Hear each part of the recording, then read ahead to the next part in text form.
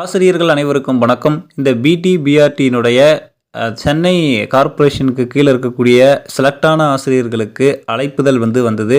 Certificate வெரிஃபிகேஷனுக்கு நிறைய பேர் போய் அந்த சர்டிஃபிகேட் வெரிஃபிகேஷன்லாம் முடிச்சிருப்பீங்க. ஸோ இவங்களுக்கான கவுன்சிலிங் அப்படிங்கிறது பார்த்தீங்க அப்படின்னா இந்த நவம்பர் மாத இறுதிக்குள்ளார நவம்பர் 30க்குள்ளாகவே இவங்களுக்கான கவுன்சிலிங் முடிஞ்சிடும் அப்படிங்கிற மாதிரி சொல்லியிருக்காங்க. இது ஸ்ட்ரைட்டாக டிஆர்பி போர்டில் நமக்கு நோட்டிஃபிகேஷன் வர கிடையாது. அதே மாதிரி கான்டாக்ட் மெசேஜ் மூலமாகவும் மெயில் மூலமாகவும் தான் கான்டாக்ட் பண்ணியிருக்காங்க. ஸோ அதே மாதிரி ஆசிரியர்கள்லாம் சர்டிஃபிகேட் வெரிஃபிகேஷனுக்கும் போயிட்டு வந்திருக்காங்க. சென்னை கார்ப்பரேஷனில் இருக்கிறவங்க மட்டும், மற்ற இடங்கள்லாம் இன்னும் சொல்லலை. இவங்களுக்கான கவுன்சிலிங் டிசம்பர் 30க்குள்ளே முடிவடைஞ்சிரும் அப்படிங்கிற மாதிரி சொல்கிறாங்க. அதே மாதிரி பணி நியமன ஆணை அப்படிங்கிறது பார்த்தீங்கன்னா 2 விஷயங்களை சொல்கிறாங்க. ஒன்று முதல்வர் கையால் வழங்கப்படும். ஏன்னா முதல்வர் அந்த ஒரு விழா மாதிரி வச்சு அந்த விழாவுக்கு ஒரு டேட் கொடுப்பாரு.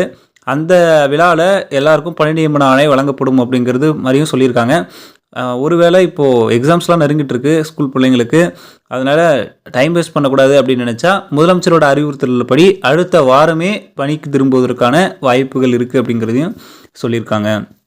ஸோ உங்களோட பேர் பார்த்தோன்னா மெயிலில் வந்திருக்கா, மெசேஜ் வந்திருக்கா, உங்களை வாட்ஸ்அப் குரூப்பில் ஆட் பண்ணியிருக்காங்களா அப்படிங்கிறத கமெண்ட்டில் சொல்லுங்கள்.